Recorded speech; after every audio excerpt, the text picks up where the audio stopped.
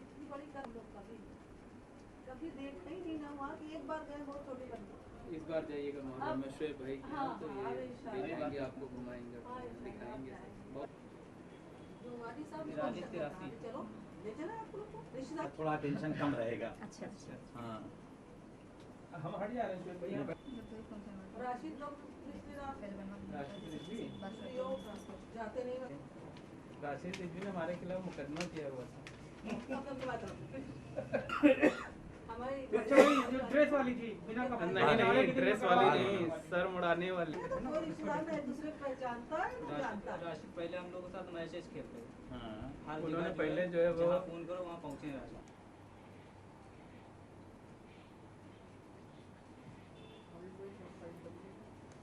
Profile shoot कर डाल रहे हो।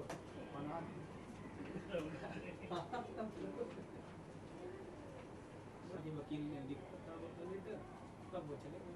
इनका लेटर पकड़ करके वो बना। हाँ वही ओरिजिनल वाला। ये नहीं हाई कोर्ट में। रुक जाओ एक मिनट।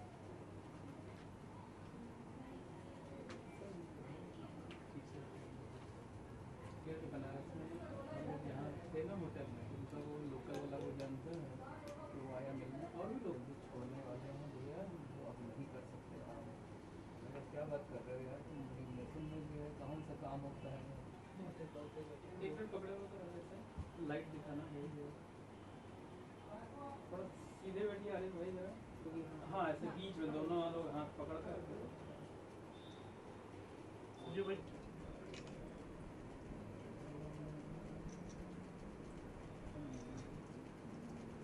लाइट नहीं बंद नहीं बंद करेंगे। कैसे बंद कर देंगे तुम लोग? आप ना बंद करिए जाए। वैसे आपने रजिस्ट्रेशन कराया, वकालत भी करना शुरू करो। हमें वकालत तो जब करना लेंगे भाग लेंगे। शोएब भाई की एक खासियत है कि नॉन स्टॉप बोलते हैं, नॉन स्टॉप ये बोलते हैं। हमने कुछ बोला ही नहीं है। मीडिया में काम करने वाला मीडिया अगर सामने वाले बोलने का हमने मौका दे दिया तो फिर वो चुप कहाँ होगा? वही ना, वैसे- और वही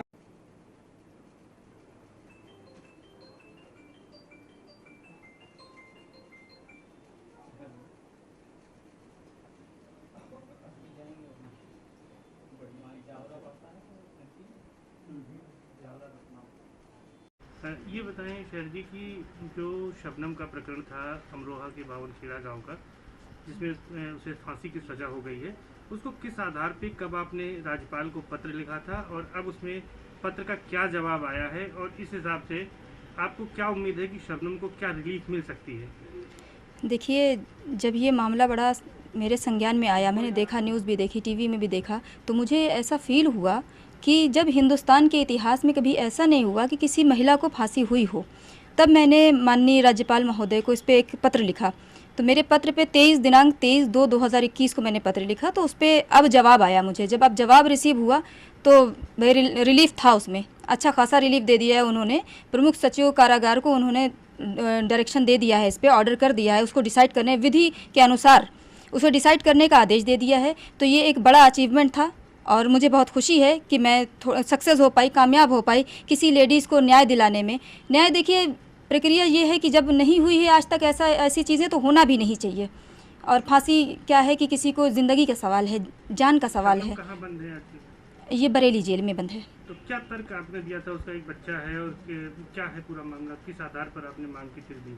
मैंने बच्चे को कहा था कि बच्चा एक तख्ती लेके, मैंने देखा कि ब्लैक बोर्ड में लेके बहुत रो पीट रहा था, और समझदार बच्चा है। अगर ये नादान होता, उसको जानकारी नहीं होती इस चीज़ की, तो हो सकता था वो मैनेज हो जाता। अब वो समझदार हो चुका है, उसे ऐसा लगेगा कि मेरी माँ को फांसी दे दी गई, मुझे न्याय नहीं मिला। अपने भी उसके कुछ राइट्स हैं, कॉन्स्टिट्यूशन ने, इंडियन कॉन्स्टिट्यूशन ने अपने बच्चे को भी कुछ राइट्स दिए हैं। उस राइट्स का मैंने हवाला दिया कि उसके भी अपने अधिकार हैं, और इस अधिकार के तहत उसके साथ ऐसा नहीं होना चाहिए कि उसके मानसिक विकास के कोई बाधा उत्पन्न हो जाए या उसके ऊपर कोई बुरा इफेक्ट पड़ जाए, उसके दिमाग में कोई गलत भावना आ सकती थी। इसलिए मैंने उसको बेस बनाते हुए न्याय की गुहार लगाई। न्याय जहाँ तक मुझे प्राप्त हो चुका है।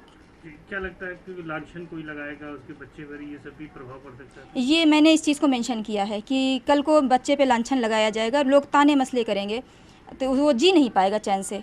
और उसके दिमाग पे भी असर पड़ा सकता है, करियर पे भी बुरा असर पड़ेगा। किसी का करियर पूरी ज़िंदगी के लिए, आज इस औरत को फांसी हो जाएगी, चलिए मान लिया कि हो जाएगी, उसने अपराध किया, मानते हैं, लेकिन अगर इस सज़ा को मैंने यही मांग की है कि आजीवन कारावास में अगर बदल दिया जाए तो उसके बच्चे के मानसिक विकास पे या उसके करियर पे बुरा असर नहीं पड़ेगा, यही मांग की है हमने। तो प्रमुख सचिव कारागार इसको जो है डिसाइड करेंगे, आदेश जो है? जी, उनके लिए आदेश हो चुका है, वो डिसाइड करेंगे सर।